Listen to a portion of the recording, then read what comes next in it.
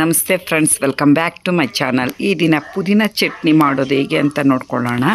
First ಒಂದು PAN ಇಟ್ಕೊಂಡು ಪ್ಯಾನ್ಗೆ 2 ಟೇಬಲ್ ಸ್ಪೂನ್ ಎಣ್ಣೆನ ಸೇರಿಸ್ಕೊಂಡು, ನಂತರ 1 ಟೇಬಲ್ ಸ್ಪೂನು ಕಡಲೆಬೇಳೆ, 1 ಟೇಬಲ್ ಸ್ಪೂನು ಉದ್ದಿನ ಬೇಳೆನ ಸೇರಿಸ್ಕೊಂಡು ನಾವು ಸ್ವಲ್ಪ ಲೈಟಾಗಿ ಫ್ರೈ ಮಾಡಿಕೊಳ್ಬೇಕು. ಫ್ರೈ ಆದ ನಂತರ ನಾವು ಒಂದು ಈರುಳ್ಳಿ ಮತ್ತು ಒಂದು ಬೆಳ್ಳುಳ್ಳಿನ ಸಿಪ್ಪೆ ಬಿಡಿಸಿ ತೆಗೆದುಕೊಂಡಿಟ್ಟಿದ್ದೀವಿ. ಇದನ್ನು ಸಹ ನಾವು ಪ್ಯಾನ್ಗೆ ಸೇರಿಸ್ಕೊಂಡು ನಾವು ಫ್ರೈ ಮಾಡ್ಕೋಬೇಕು. ಫ್ರೈ ಮಾಡ್ಕೊಳ್ಳೋದ್ರಿಂದ ತುಂಬ ಟೇಸ್ಟಿಯಾಗಿರುತ್ತೆ ಫ್ರೆಂಡ್ಸ್. ಇದಕ್ಕೆ ಒಂದು 4 ಒಣಮೆಣಸಿನ್ಕಾಯಿ, 4 ಹಸಿಮೆಣ್ಸಿನ್ಕಾಯಿ, ನಮಗೆ ಖಾರಕ್ಕೆ ಎಷ್ಟು ಬೇಕೋ ಅಷ್ಟು ನೋಡ್ಕೊಂಡು ನಾವು ಹಸಿಮೆಣ್ಸಿನ್ಕಾಯಿನ ಸೇರಿಸ್ಕೊಂಡು ನಾವು ಫ್ರೈ ಮಾಡ್ಕೋಬೇಕು. ನಂತರ ಪುದೀನ ಒಂದು 5 ರೂಪಾಯಿ ಅಷ್ಟು ಪುದೀನ ತೊಗೊಂಡಿದ್ದೀವಿ. ನಾವು ನೀಟಾಗಿ ವಾಶ್ ಮಾಡಿಕೊಂಡು ತೆಗೆದಿಟ್ಕೊಂಡಿದ್ದೀವಿ.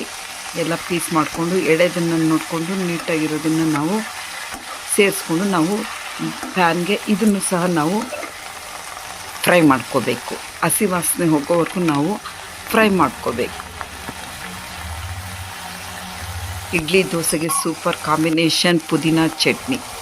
ಈಗ ಒಂದು ಕಾಲಿಂಚಸ್ಸು ನಾವು ತೆಂಗಿನಕಾಯಿನ, ಹಸಿ ತೆಂಗಿನಕಾಯಿನ ನಾವು ಕಟ್ ಮಾಡಿ ಪೀಸ್ ಮಾಡಿ ಸೇರಿಸ್ಕೊಂಡಿದ್ದೀವಿ.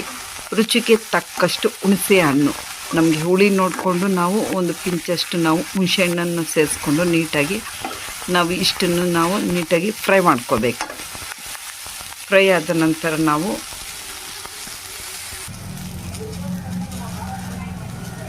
ಉಪ್ಪು, ಈ ಕಲ್ಲುಪ್ಪು ಸೇರಿಸ್ಕೊಳ್ಳೋದ್ರಿಂದ ತುಂಬ ರುಚಿಯಾಗಿರುತ್ತೆ. ಅದರಿಂದ ನಾವು ಕಲ್ಲುಪ್ಪನ್ನ ಸೇರಿಸ್ಕೊಂಡು ನಾವು ಫ್ರೈ ಮಾಡಿಕೊಂಡು ಈಗ ಮಿಕ್ಸಿ ಜಾರ್ನ ಸೇರಿಸ್ಕೊಳ್ಳೋಣ. ಈಗ ಒಂದು ಪ್ಯಾನ್ನ ತೊಗೊಂಡು ಇದಕ್ಕೆ ಒಗ್ಗರಣೆ ಕೊಡಬೇಕು. ಒಂದು ಚಟ್ನಿಗೆ ಸ್ವಲ್ಪ ಸಾಸಿವೆ, ಸ್ವಲ್ಪ ಕಡಲೆಬೇಳೆನ ಸೇರಿಸ್ಕೊಂಡು ನಾವು ಹುರ್ಕೋಬೇಕು ಫ್ರೆಂಡ್ಸ್. ಮಿಕ್ಸಿಗೆ ಹಾಕ್ಕೊಂಡಿದ್ದೀವಲ್ಲ ಚಟ್ನಿಗೆ, ಈ ಒಗ್ಗರಣೆನ ಅದಕ್ಕೆ ಸೇರಿಸ್ಕೋಬೇಕು. ಕರಿಬೇವು, ಒಂದು ಎಸಳು ಕರಿಬೇವನ್ನ ಸೇರಿಸ್ಕೊಂಡು ನಾವು ಗ್ರೈಂಡ್ ಮಾಡ್ಕೊಂಡಿರೋ ಚಟ್ನಿಗೆ ನಾವು ಸೇರಿಸ್ಕೋಬೇಕು. ಈಗ ಮಿಕ್ಸಿಗೆ ಸೇರಿಸ್ಕೊಂಡಿರೋ ಚಟ್ನಿಗೆ ನಾವು ಒಗ್ಗರಣೆ ಮಾಡ್ಕೊಳ್ಳೋದು ಫ್ರೆಂಡ್. ಇಷ್ಟೇ ಪುದೀನ ಚಟ್ನಿ. ನಿಮ್ಗೆ ಇಷ್ಟ ಆದರೆ ಪ್ಲೀಸ್ ಲೈಕ್ ಮಾಡಿ, ಶೇರ್ ಮಾಡಿ, ನನ್ನ ಚಾನಲ್ಗೆ ಸಬ್ಸ್ಕ್ರೈಬರ್ ಮಾಡಿ ಫ್ರೆಂಡ್ಸ್. ಇಡ್ಲಿ ದೋಸೆಗೆ ಸೂಪರ್ ಕಾಂಬಿನೇಷನ್ ಪುದೀನ ಚಟ್ನಿ.